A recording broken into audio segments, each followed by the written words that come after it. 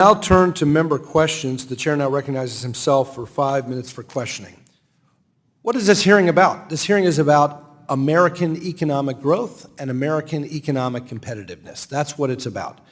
And do these regulatory proposals contribute to or detract from American competitiveness? Mario Draghi recently issued a report about the European financial system and economy and noted that there's a lot of things that Europe needs to do better, and pointed out how Europe lags behind the United States in terms of its capital markets competitiveness, and made the argument that Europe needs to emulate the United States in many respects. Why? Because the U.S. capital markets are more advanced than European capital markets in several respects: market size, retail participation, available capital, economic value.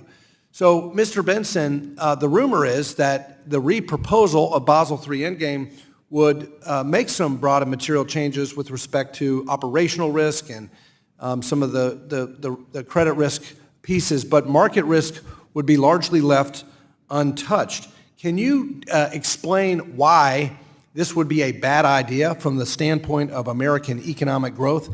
And the original Basel III Endgame proposal, how would it impede American competitiveness in our capital markets, which frankly is our competitive edge?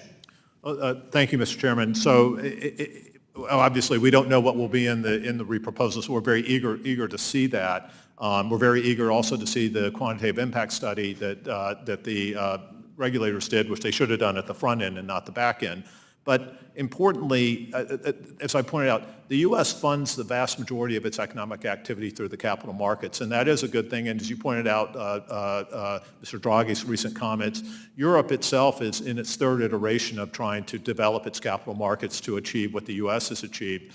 The UK, now separate from the EU, certainly seeks to make London the center of finance if they can, looking at the US. But I think even the better thing to look at is if you look at the recovery from March 2020 coming out of the pandemic, the U.S. recovered much faster than other jurisdictions, and a lot of that had to do with the ability of corporates to repair balance sheets by being able to tap the debt markets in the U.S., and that's just a virtue that we have that other jurisdictions would like to have. So if and then when you consider the fact that U.S. G-SIBs comprise about 50% of market share of U.S. capital markets activities. You include foreign banking organizations. That gets you to about close to 90% of market share. Now, we represent the broad markets. We have regional broker-dealers and others, but there's not necessarily the capacity. So if you impose rules that puts pressure on that capacity, you're going to cause one of two things or both to happen. It's either raising the cost of engaging in capital markets activities, whether you're a corporate, a muni, or whatever,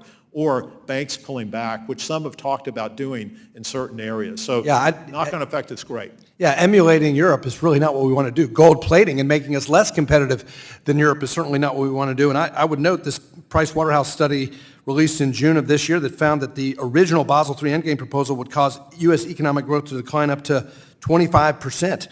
Not a recipe for the right policy here. Impairing securitization, impairing capital markets activities, bad idea from a standpoint of economic growth. Mr. Gould, in a sign of possibly more partisanship coming from the federal banking agencies, acting comptroller of the currency, Michael Hsu, who heads the OCC, stated that, quote, given last spring's banking turmoil and projected growth of large banks, the time may be ripe for the U.S. banking agencies to consider identifying domestic systemically important banks. It seems that they may be considering using existing authorities to set up a new classification for banks that are not G-SIBs. Now they want a new category called D-SIBs, domestic systemically important banks, to further undo tailoring. Do you believe that tailoring of regulations was responsible for the March 23 turmoil of SVB or Signature Bank? No, I do not. There's a consequence of bad decisions by bank management coupled with rapid interest rate hikes. Yeah, tailoring was a mandate from Congress in S2155. Do you believe that regulators are operating within legal bounds when they undo tailoring? No, they're not. I agree. I think they're circumventing congressional intent. What did cause SVB's failure, though, was interest rate mismanagement. Mr. Benson, can you discuss how, under the original Basel III Endgame proposal, there would be an additional cost to hedge interest rate risk?